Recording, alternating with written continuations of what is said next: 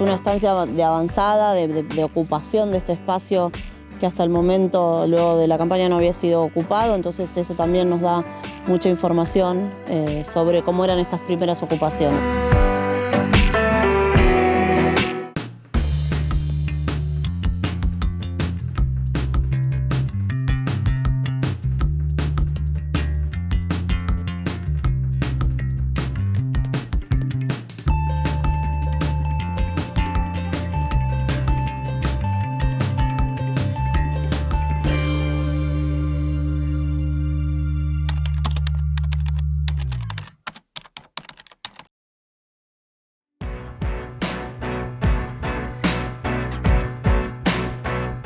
Un equipo de investigadoras realizó tareas arqueológicas en el Parque de la Casa Museo La Malvina de la ciudad de Santa Rosa.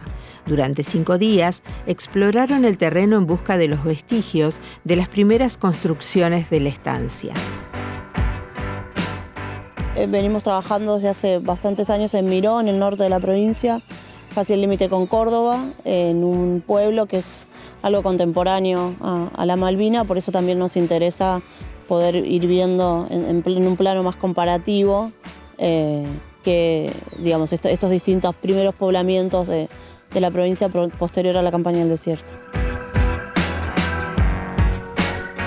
Algunas de esas ocupaciones pueden ser un pueblo, como puede ser Mariano Miró, y otras ocupaciones pueden ser una estancia con otras lógicas, con otros intereses, con otros personajes que lo están habitando. Son como los primeros asentamientos, los primeros lugares y las primeras poblaciones luego de que se aniquilan a los pueblos originarios, digamos, son como las primeras maneras de marcar ese territorio, construyendo una estancia, haciendo un pueblo, el ferrocarril, digamos. Es como lo que nos interesa, o por lo menos a mí o el equipo con el que trabajo, lo que nos interesa ver es cómo es esta lógica de ocupación del espacio, cómo se apropia de ese espacio, que no es un espacio en general propio, porque los que vienen a poblar no son pobladores de acá del lugar, pero bueno, también tiene una lógica propia eso. En el predio estuvo ubicada la casa que fuera propiedad del coronel Remigio Gil, construida aproximadamente entre 1886 y 1887. El militar, que había recibido esas tierras por su participación en la conquista del desierto, se casó con Malvina, hija de Tomás Mason, fundador de Santa Rosa. Fue, digamos, parte de las tierras que se le dieron a Remigio Gil después de la campaña del desierto, después de 1880. Y calculamos que recién vino a hacer las primeras construcciones 5 años después, o sea, en el 85 más o menos, se hicieron los relevamientos de terreno, se les otorgaron las tierras y comenzaron con las construcciones. O sea que tendríamos que hablar de estructuras que como máximo parten a partir del 1885 en adelante. Esto es parte del patrimonio de todos los pampeanos porque serían las primeras construcciones, digamos, de la ciudad de Santa Rosa, la primera casa, digamos. La que ustedes ven acá es una casa posterior. Lo que estamos buscando precisamente son los antiguos cimientos de las primeras construcciones. Y en ese caso sería muy importante también recuperar esto como patrimonio para los pampeanos. Y bueno, hay muchos interesados en ello, por suerte, tanto desde turismo como de cultura, como de la universidad, colaboraron para que todos nosotros estemos hoy acá. Y incluso, bueno, tenemos ayudantes que son alumnos de la universidad. Yo soy profesora en la Universidad de Humanas, en la Facultad de Ciencias Humanas, doy prehistoria precisamente, y acá vinieron varios de los alumnos del curso de este año, incluso algunos del curso del año pasado que se enteraron y están colaborando con nosotros porque obviamente les interesa recuperar este pasado, ¿no?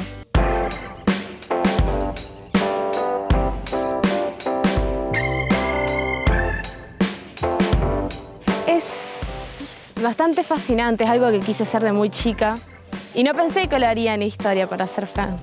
Pensé que era más del lado arqueológico. Y bueno, la profesora nos invitó y dije, ¿por qué no? Y la verdad lo estoy disfrutando bastante. Estuvimos desenterrando un pozo, ahora estamos siguiendo los cimientos y estuvimos encontrando diferentes cosas, entre ellos un casquillo, un hueso, tejas y demás. Y una cosa es leer la teoría y otra cosa es ponerlo en práctica. Es completamente diferente.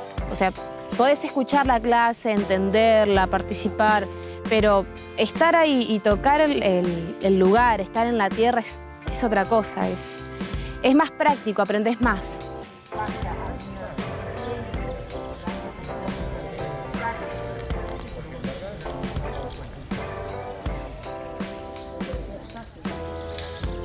Identificamos varios puntos, por lo menos tenemos 3 que vamos a tratar de trabajar en este momento y estamos ahora trabajando en 2 de esos puntos. En una estructura circular que todavía no sabemos qué función cumplió, que la estamos descubriendo ahora, y después cerca de la casa también estamos descubriendo unas paredes, unos restos de unos muros, para ver si son construcciones antiguas y que pertenecían a, digamos, a la primera etapa de fundación de las casas en este lugar, ¿no? Teníamos algunas fotografías aéreas, teníamos algún registro histórico, obviamente no teníamos planos, pero sí algunos puntos de interés que se identificaron con fotografías aéreas. Esos puntos después se traspolaron a lo que es un sistema de información geográfica para poder ubicarlos en imágenes satelitales actuales y a partir de ahí tratar de ubicar esos puntos a ver si encontramos con alguna de estas estructuras. El tema es que hay mucha vegetación y ese trabajo se dificulta mucho en estas circunstancias, ¿no?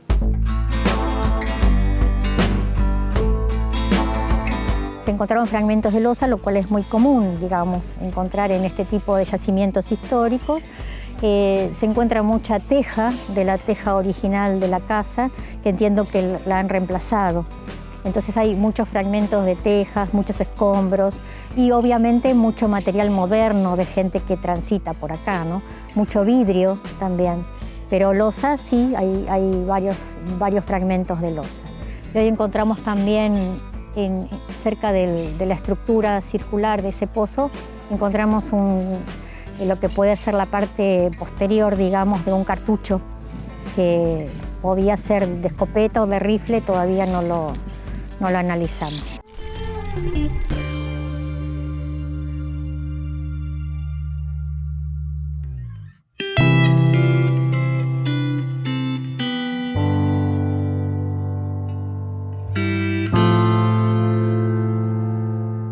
Nosotros hemos hecho un procedimiento arqueológico bastante típico, que es hacer una prospección primero de toda la cartografía antigua para determinar la posibilidad de visualizar estructuras de esa época. Para eso entonces fuimos a Catastro, Dirección Nacional de Catastro, y vimos las fotografías aéreas que corresponden al año 1966. En esas fotografías aéreas hay todavía una visibilidad de lo que pudieron haber sido las viejas estructuras ya demolidas de lo que era la casa de Remigio Gil, más unos galpones de todo ese establecimiento pecuario que había, pero que ya no existían para 1966. Sin embargo, en el terreno se ven unas superficies cuadrangulares que no son para nada naturales, cuadrangulares, no lo hace la naturaleza. Entonces les tomamos unas coordenadas que corresponden a latitud y longitud. Tomando ese punto de esas estructuras, fantasma, porque no existen las estructuras, las proyectamos sobre las imágenes satelitales actuales.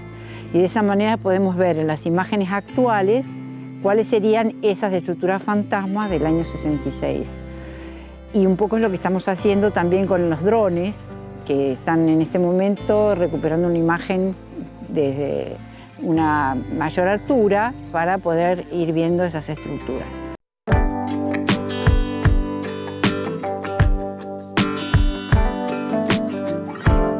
Además de esa visibilidad para poder ver dónde están enterradas aquellas que hoy no vemos, sí podemos estar reconociendo otras que han aflorado a superficie por una erosión, el pisoteo de los coches, de los animales o la erosión hídrica del agua, como es el caso de la visibilidad que tenemos de cimientos. Unos cimientos que tienen una anchura de unos 60 centímetros, lo cual implica que eran bastante típicos de fines del siglo XIX y los primeros años del siglo XX. Y además de eso, estos cimientos resultan de interés porque no tienen ningún tipo de argamasa entre ladrillos que nos esté dando cuenta de las argamasas típicas del siglo XX, que eran ya con Portland, el Portland o el cemento, ¿no? Estas ni siquiera tienen tampoco la argamasa que es el ladrillo molido con cal, que se también utilizaba para hacer revoques o para hacer argamasas, sobre todo en los ambientes urbanos. En general, en los ambientes rurales era exclusivamente el adobe, el barro, ¿no? El que se usaba como pegamento. Y es lo que estamos viendo en estos cimientos, que además, junto con el ancho y el largo de los ladrillos, nos van aproximando una cronología. Todavía no tenemos una cronología precisa, pero todos esos indicios, el conjunto intervinculado de todos esos indicios, nos podrían estar indicando que podríamos estar en uno de los vestigios de lo que pudo haber sido la casa original. Aquí estaríamos enfrente de estructuras de distinta cronología. Quizás una de las primeras estructuras previas a comienzos del siglo XX y otra estructura que ya sí se vincula con esta casa hecha por Tomás Mason. Todo tenemos que ir viendo distintos criterios de análisis para determinar una cosa o la otra.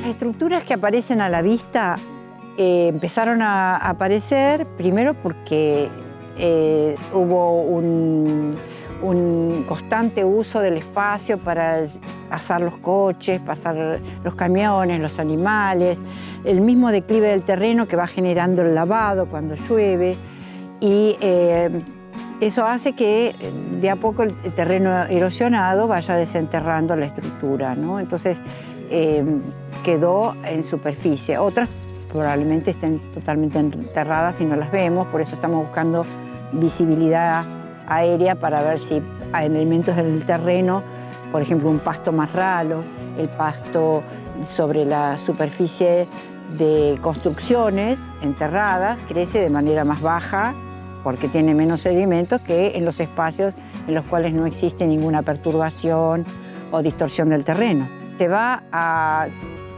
trabajar y disponer de estas estructuras como una evidencia del pasado fundacional de esta casa, que sería la primera construida en el ámbito de Santa Rosa. ¿Qué vamos a hacer con estas estructuras? No las podemos dejar al descubierto porque si cualquier situación de viento o de lluvia la puede deteriorar. Entonces, nosotros la vamos a documentar, fotografiar y proponer a las autoridades que si la quieren dejar en superficie para que sean posibles de visitar o visualizar en un paseo turístico, habrá que protegerlas, hacerles, por ejemplo, un templete que puede tener sus postes, se puede hacer con el mismo estilo de tejas de la casa, dejar las estructuras que se puedan visibilizar, poner encima un acrílico con unos sostenes y todo un recorrido en torno que requiere indudablemente un presupuesto y una fabricación. Pero en el mientras tanto nosotros podemos dejar cubierto con un nylon ya después de haber documentado y por eso vamos dejando la tierra en bolsas, taparlo y cuando esté construido el templete, si es que van a hacerlo, porque lo deciden ustedes, los habitantes de la ciudad, si quieren o no conservar este patrimonio, lo cual me parece que sería fantástico poder hacerlo, hacer uso social de este patrimonio, entonces, bueno, se descubriría nuevamente y se dispondría para que sea visitado.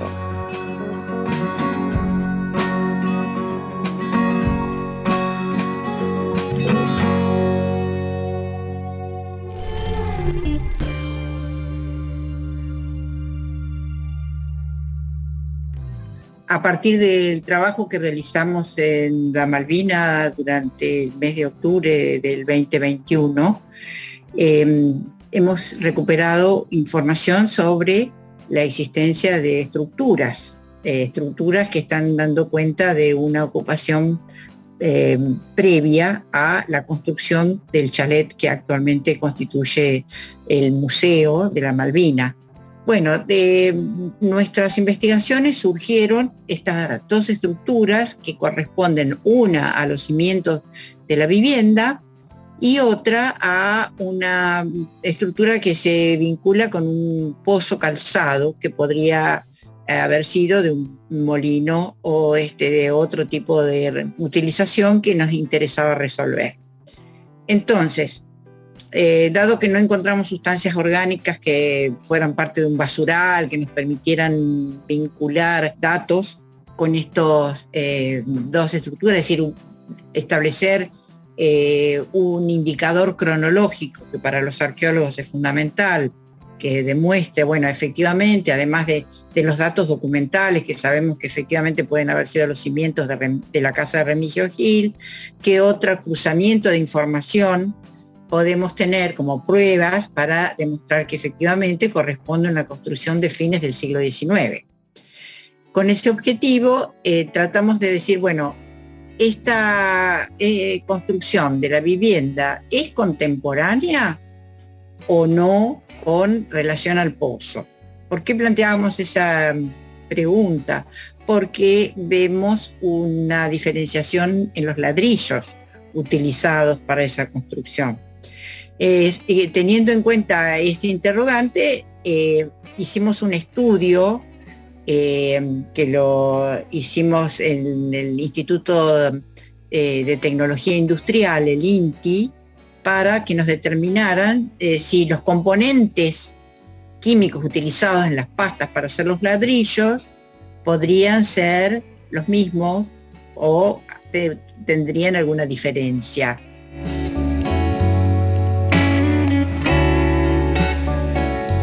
Ya a partir de eso podemos decir que los cimientos de la casa se construyó en un momento anterior y que el pozo corresponde a otro momento. ¿Cuál momento podría ser?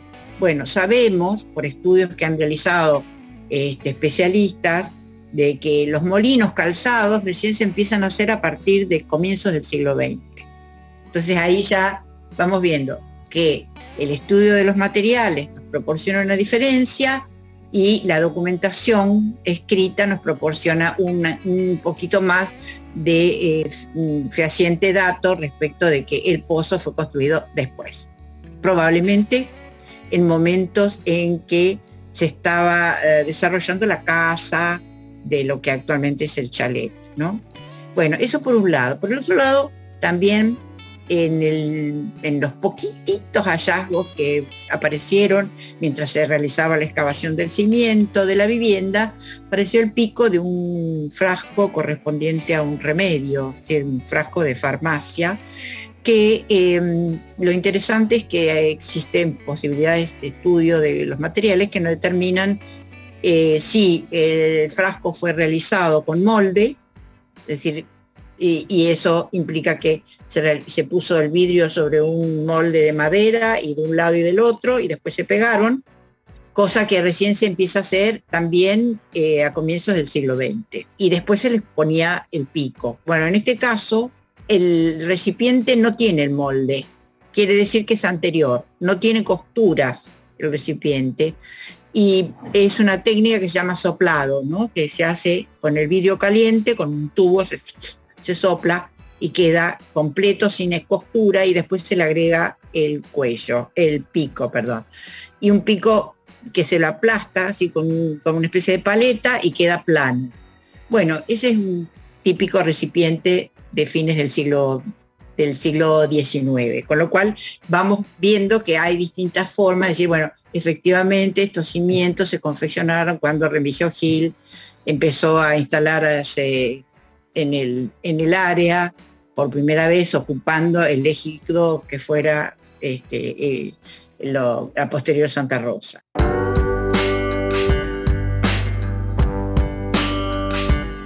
Por otro lado, está también el análisis para el cual solicitamos el apoyo del uso de drones, ¿no? En este sentido, también los arqueólogos trabajamos con la posibilidad de determinar en el espacio lugares posibles de ocupación humana. En este caso, nosotros sabíamos por las fotografías aéreas de 1967 y su superposición en las fotografías satelitarias que habían existido espacios de galpones y demás instalaciones agropecuarias que hoy ya no existen. Entonces nos interesaba determinar en ese espacio esas posibles áreas ocupacionales que podrían tener algún vestigio arqueológico que hoy no se ven a simple vista.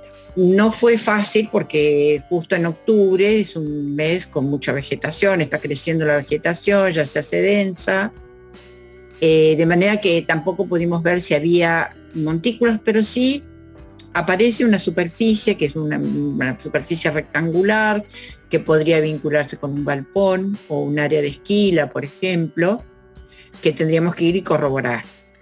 O sea que el uso del dron nos ha permitido ver también una serie de líneas que serían caminos antiguos, que pueden ser sendas de animales o pueden ser también caminos que llevaban a integrar esos distintos construcciones del espacio, ¿no?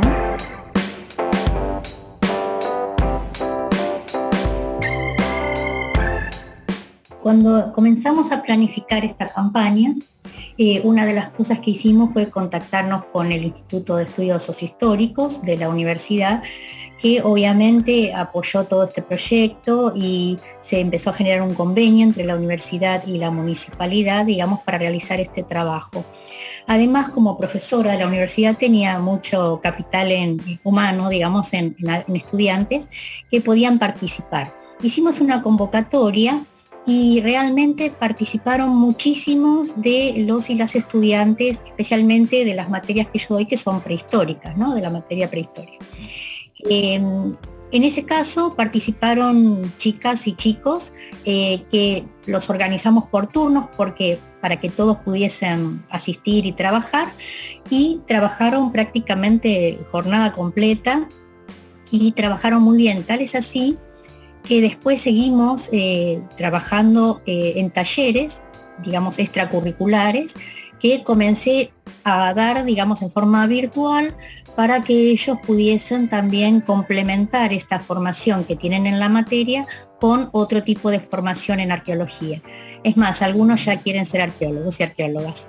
Así que en ese sentido tuvimos una muy buena convocatoria y seguimos trabajando hasta el día de hoy, seguimos manteniéndonos en contacto y trabajando en ese sentido, ¿no? Capacitándolos y también, digamos, aprovechando este capital humano y este conocimiento, digamos, para difundir también. Tuvimos mucha repercusión también en la comunidad, en ese parque donde estuvimos trabajando, pasa mucha gente y no había nadie que no se parara a preguntar qué era lo que estábamos haciendo y toda la gente muy interesada y muchos nos acercaban datos. Incluso cuando ya nos retirábamos del trabajo, ya nos habían identificado y la gente se acercaba a presentarnos datos. Bueno, la historia también del pozo que había circulado, que estaba ligada con una especie de leyenda urbana que decía que ahí había habido una muerte, que se había muerto una criatura y que a la noche se podían escuchar el llanto del niño. O sea, de esas versiones hemos recogido un montón, digamos, cada persona que contactábamos nos hablaba del pozo y de la muerte que había sucedido en ese pozo. Pero esto, a pesar de lo anecdótico, lo que muestra es el gran interés que tenía la gente en saber de nuestro trabajo y en recuperar esa memoria.